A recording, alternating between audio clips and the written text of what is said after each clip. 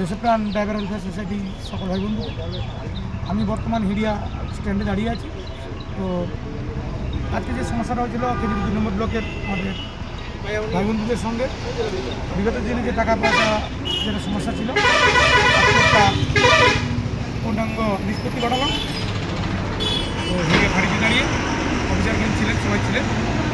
তো সেখানে আমাদের সমস্ত ভাই বন্ধুর কাছে সবার সাক্ষাতে আমরা লিখিত একটা চুক্তি, মীমাংসা চুক্তি করে থানাবাবুর সামনে আমরা মীমাংসা করে নিয়েছি। তো সেই সুবাদে দেশপ্রাণ ওয়েলফেয়ার সোসাইটিতে যে সকল ভাই বন্ধু যুক্ত রয়েছেন আপনাদেরকে বলবো আপনারা সজাগ থাকবেন এবং নিজেদেরকে নিঃস্বার্থ মনোভাব রেখে এই সংগঠনটিকে এগিয়ে নিয়ে যাবেন এবং আগামী দিনে অযথা কোনো ঝামেলার মধ্যে জড়িয়ে পড়বেন না, যাতে করে সবাইকে ছোটাছুটি করতে হয়।